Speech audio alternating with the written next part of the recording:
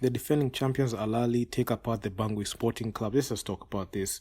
So the defending champions went out with a win, which was much needed, considering the fact that they got beat by the City Oilers. They really wanted to erase that situation, and they finished this game 94-71. So the Bangui Sporting Club, right now, they are placed third with a 3-3 record.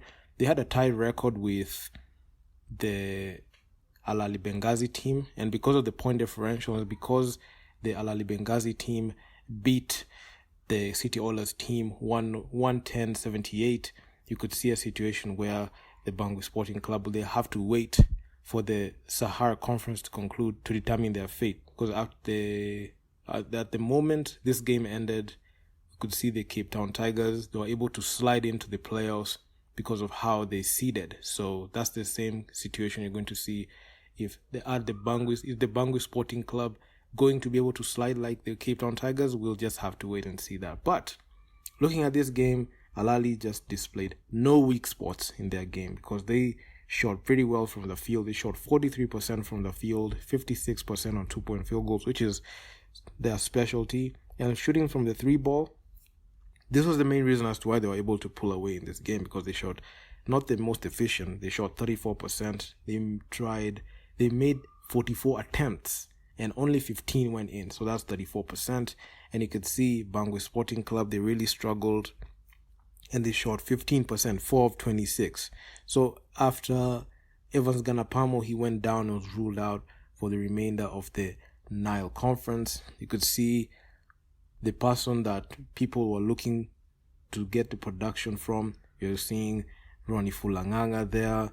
We saw Terry Darland. They were supposed to be the guys who were supposed to pick up the slack and take control of the team on offense and defense. But you could see other guys came out and balled out. You could see Kat Curry. He had 16 points from Bangui. Terry Darland, he had 15 points and 7 rebounds.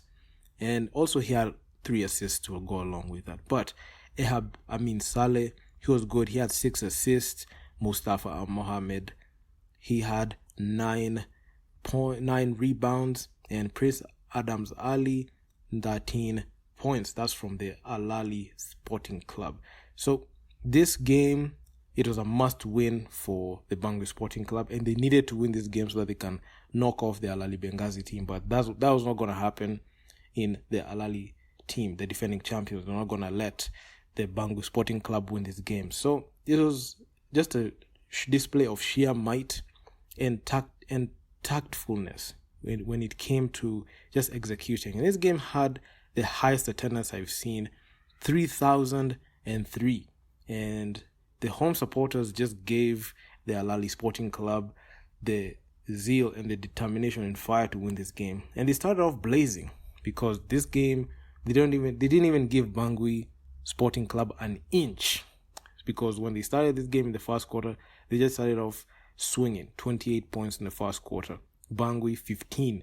You can see in the second quarter, the Ahly team went ahead 25 points to Bangui's 17. So right off the bat, you could see in the first half, the Ahly Sporting Club did not let up.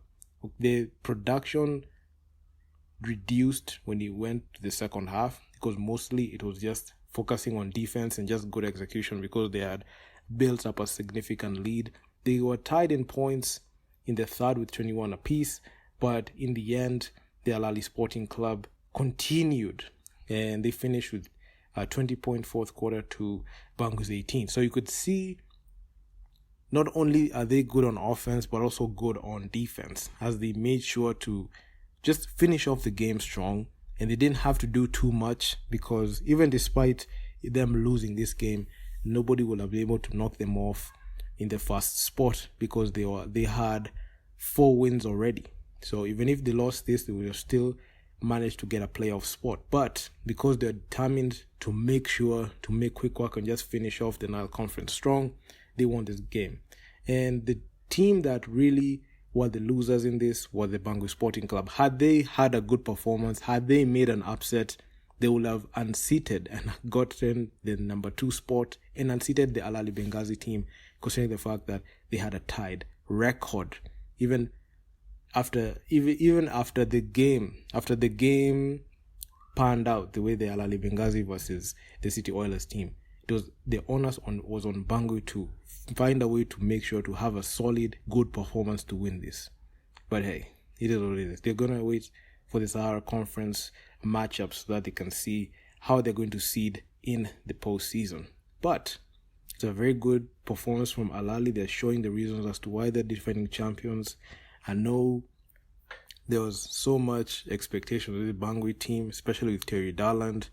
He and Kaman Malwach, Terry Darland and Kaman Malwach were very good, they're very spectacular, and we just wanted to see more of that performance. But the Bangui Sporting Club still have a chance. We have seen the Cape Town Tigers slide through miraculously because of the point differential, and they're going to head to Kigali. So the teams from the Nile Conference that are just on their way to Kigali right now is the Ahly, the defending champions, and Ahly Benghazi.